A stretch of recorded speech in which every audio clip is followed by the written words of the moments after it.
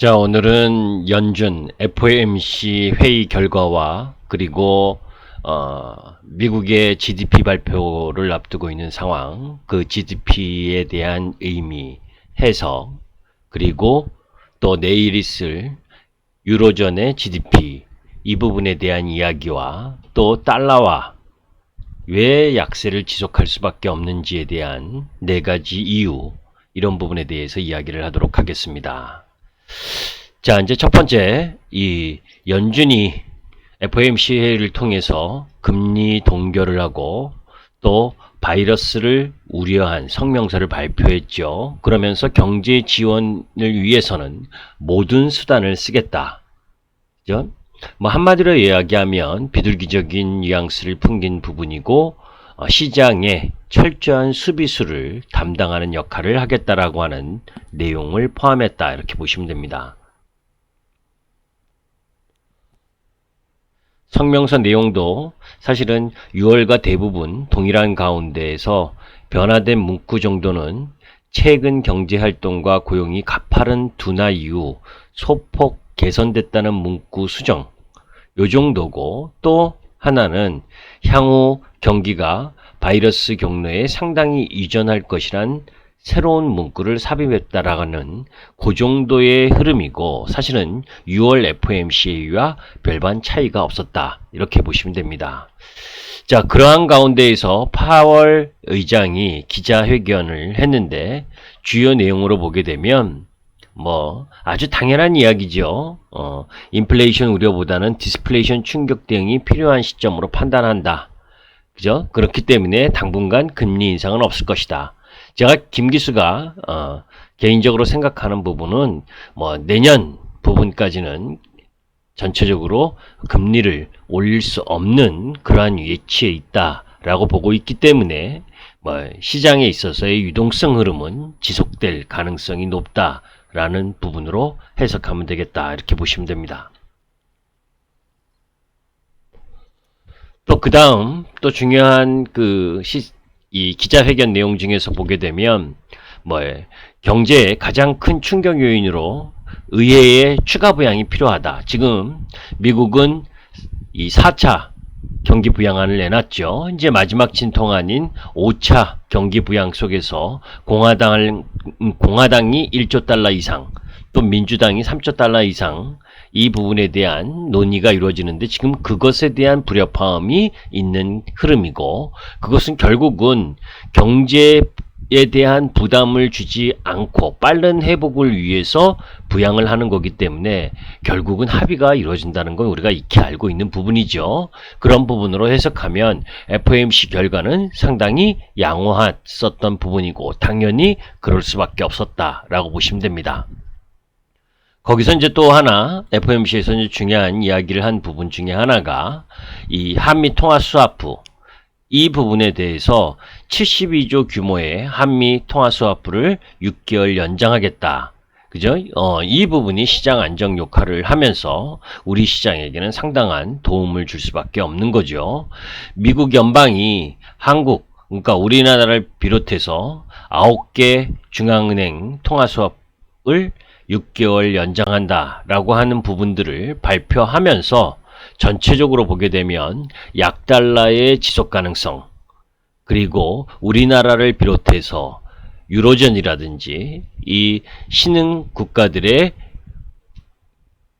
통화 가치가 상승하는 그런 흐름을 보여주는 상황이고, 또 지난번에 말씀드렸던 것처럼 달러와의 약세를 통해서 원화 강세가 이루어지면 한국의 외국인의 자금이 유입될 수밖에 없는 상황이고, 그러한 부분들이 결국 우리나라 가장 대표 기업이고 또 2, 4분기에도 영업이익이 8조가 넘는 시장 예상치보다 더 높은 영업이익을 발생시킨 삼성전자에게 외국인의 매수세가 유입될 수밖에 없는 흐름을 보여준 거죠.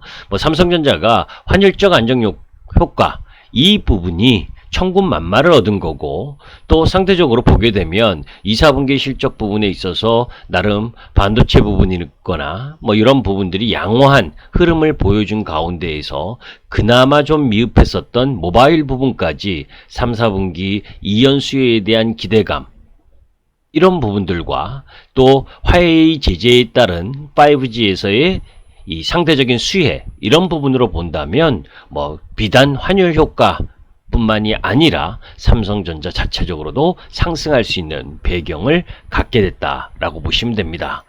자, 이제 그런데 지금 10시 45분 지나면서 이 미국 시장 흐름을 보게 되면 약세 출발을 했죠. 사실은 이 성장률 때문입니다. 먼저 발표됐었던 중국의 2분기 성장률은 3.2%로 나름대로 양호했고 또 그러한 가운데에서 소비가 아직은 부진한 부분을 이어가고 있지만 생산 회복이 빠르게 진행되는 모습을 보여줬죠. 그런데 그런데 우리나라는 57년 만에 최악의 수출 부진은 그 부분 때문에 2분기 성장률이 마이너스 3.3%까지 하락한 부분, 그런 가운데에서 미국은 조금 전에 지금 속보치가 나왔는데 73년 만에 최악의 수준 2분기 GDP가 마이너스 32.9%로 발표됐습니다. 그런데 이미 6월 IMF가 전망하기를 미국 시장에서의 GDP 성장률이 마이너스 35% 정도 될 것이다라고 예상했었기 때문에 이 충격 흐름은 그렇게 큰 부분이 아니다. 이거보다 더 좋게 나왔으면 시장에 더 좋겠지만, 그러나 예상을 했었던 부분이 마이너스 35% 역성장에 대한 부분이었었기 때문에 너무 크게 우려하지 않으셔도 된다라고 보시면 됩니다. 또 내일 발표될 유로존의 2분기 GDP 성장률 역시 마이너스 12% 정도를 예상하고 있습니다. 그러니까 오늘과 목요일 이 오후 그리고 금요일 미국 시장의 고용 동향 이런 부분들로 봤을 때 지금 우리 시장이나 해외 시장이나 보게 되면 주초 강세, 그 강세 부분이 주 중반까지 가다가 목요일 금요일 사이클에서는 다소 시장이 또 하락하는 전형적인 모습을 보여주고 있는 상황입니다. 자, 그런 가운데 미국의 GDP가 안 좋지만 그런 안 좋은 지표만 있느냐? 그렇지 않다. 미국의 공장 가동률이 4월에 64%에서 지금 68.6%로 나아지고 있는 상태고, 그러한 흐름들 속에서 재고 사이클도 회복하는 모습이고, 또 미국의 실적 발표를 한 기업들의 흐름들을 보게 되면 약 82% 정도가 서프라이즈한 모습, 물론 시장 예상치가 하향 조정됐었기 때문에 그러한 부분도 있지만 여하튼 하향 조정했었던 것보다 나아진 모습을 보였죠. 오늘 만도가 실적이 상당히 안 좋게 나왔음에도 불구하고 실적 악화 이 부분보다 앞으로 그거보다는 나아질 수 있을 것이다라고 하는 기대감으로 오늘 플러스 13%인가 급등을 했었죠. 만도를 매수하자 이런 부분은 저는 아닙니다. 그러나 그러한 실적 부분이 2, 4분기의 최악의 수준을 넘어가는 모습을 보이면 나아질 수 있다는 흐름들을 염두에 둘 필요가 있다라고 보시면 됩니다. 자, 그런데 그러면 미국 시장이나 유럽 시장이나 지금 오늘 7월 29일 이 7월 30 이렇게 넘어가면서 이제 주말로 가는 흐름들이 진행될 텐데, 그런 상황 속에서 오늘 약세 출발하는 이유는, 특히 미국 시장에서의 약세 출발 이유는 다섯 번째 경기 부양책에 빨리 합의를 해라 라고 하는 시장의 압박이죠. 그죠? 그런 시장의 압박, 결국 이런 시장의 흐름 속에서 경기 부양책에 대해서 얼마 정도, 공화당은 1조 달러 이상이고 민주당은 3조 달러 이상, 그 구체적인 내용 부분에 있어서는 서로 틀린 부분이 좀 많습니다. 그죠? 이 한 가지 예를 들면 공화당에서는 이 실업자에게 주는 실업 급여가 너무 과다하다. 그렇기 때문에 빨리 일선에 복귀하지 않는다. 그래서 좀 줄여야 된다라는 부분이고, 또 민주당은 그렇지 않고, 이게 이 11월 달 대선에 앞둔 두 정당 간의 싸움으로 보여지는 부분이기 때문에 결국 그러한 밀당 중에 결국은 합의에 이를 것이고 그것이 또다시 시장 지수의 상승 흐름을 가져갈 요인이다. 이렇게 보시면 됩니다. 자, 이제 그런 가운데에서 가장 중요한 부분은 미 달러 지수에 대한 하락. 그 하락이 있기 때문에 우리 시장이 상대적인 원화 강세를 보이는 상황이고 그 원화 강세가 이루어져야 외국인이 복귀하고 뭐 이번 주 사실 실질적으로 복귀하는 모습을 보여줬죠. 삼성전자 집중적으로 매수를 하면서 가장 크게 원화 강세를 보이면 대한민국의 대표 기업인 삼성전자를 매수한다는 아주 단순한 이유, 이 부분으로 외인들의 매수세가 유입되는 흐름들을 보셨을 텐데, 그러면 2분기 미국 달러 지수의 하락, 상대적인 통화들의 강세, 이 배경이 무엇이었느냐라고 보면 아주 뭐 여기 여러분들이 보시면 여러 가지 내용이 있지만 가장 정확한 부분은 이겁니다. 코로나19의 확산 여부죠. 그죠? 상대적으로 중국의 확산 부분이 먼저 일어났다가 진정되고 아까 2분기 GDP에서도 보셨듯이 중국부터 플러스로 진입된 거 아닙니까? 그죠?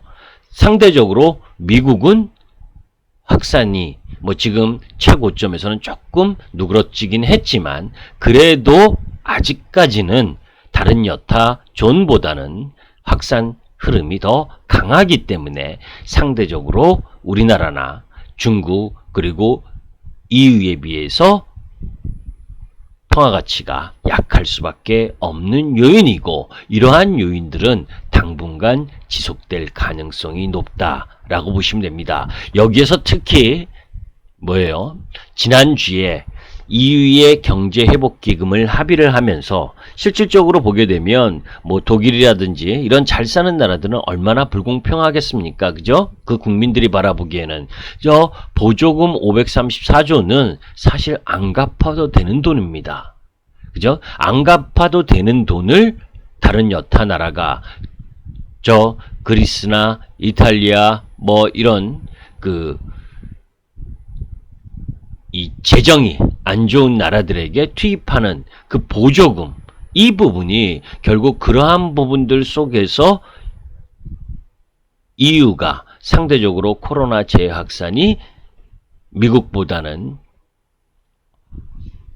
진정되는 그런 모습들을 보여줬기 때문에 EU도 유로화도 강세를 보이고 달러가 상대적으로 약세를 보이는 흐름, 이런 부분들이 함께 진행됐고 또 우리로 비교를 하게 되면 우리 시장 역시 마찬가지로, 그죠? 우리 시장 마찬가지로 뭐 환율 흐름을 한번 보게 되면 상대적으로 오늘 뭐 소폭 반등하긴 했지만 상승하긴 했지만 그래도 1200원 이하에서 움직이고 있는 모습들을 보여주고 있는 거죠. 오늘 전체적인 시장 흐름을 보게 되면 삼성전자가 쉬는 가운데에서 그죠?